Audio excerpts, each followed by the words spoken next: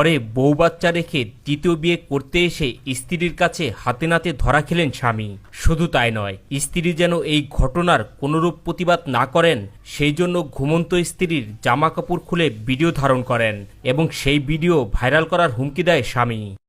আমি যখন এই ধরনের প্রতিবাদ করতে গেছি, আমার স্বামী আমার ঘুমন্ত অবস্থায় আমার শরীরের কাপড় তুলে, শোনেন আপনারা, আমার শরীরের কাপড় তুলে আমার ঘুমন্ত অবস্থায় সে আমার ভিডিও ধারণ করছে এবং সেইটা আমাকে কালকেও দেখাইছে। বলছে তুমি যদি এগুলো নিয়ে প্রতিবাদ করো, থানায় যাও, মানুষকে বলো, তাহলে এই ভিডিও আমি ভাইরাল করে দিব। স্বামীর অবৈধ সম্পর্কের কথা স্বীকার করে তিনি বলেন তার স্বামীর একাধিক মেয়ের সাথে অবৈধ সম্পর্ক রয়েছে। তিনি বলেন এই মেয়ের সাথে পরক্রিয়া করে ধরা পড়ার পর এখন বিয়ে করার জন্য এই বাসায় এসেছে।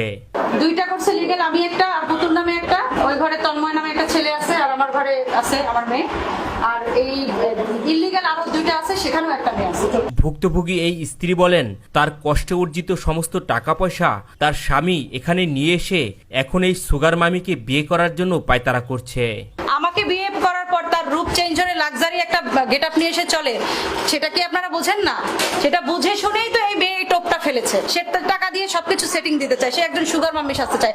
আরে আমার টাকায় তুই কি সুগার মাম্মি হবি? তোর তো সুগারই নাই। তোর সুগার থাকলে তো তোর বাচ্চা পয়দা হইতো, তোর তো সুগারই নাই। স্বামী তাকে ডিভোর্স দিয়েছে কিনা এমন প্রশ্নের জবাবে তিনি বলেন তার স্বামী যদি তাকে ডিভোর্সই দেয় তাহলে গতকাল রাতেও কিভাবে তার স্বামী তার সাথে শারীরিক সম্পর্ক করতে পারে। কালকে আমার সাথে সেক্স করছে কেন?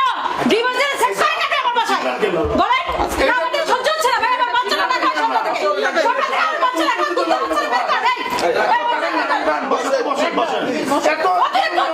তিনি বলেন তার স্বামী বিভিন্ন মেয়েদেরকে তাবিজ কবজ করে তাদের সাথে পরক্রিয়া করার চেষ্টা করেন সব সময়। কুফরি কালাম বলতে একটা জিনিস আছে, আমরা মুসলিম, সেই জিনিসগুলো সে করে এবং সেগুলো আজকে নতুন না। আমাকেও অনেক দিন বায়াস করে রাখছে এবং আমি শারীরিকভাবে অনেক অসুস্থও ছিলাম।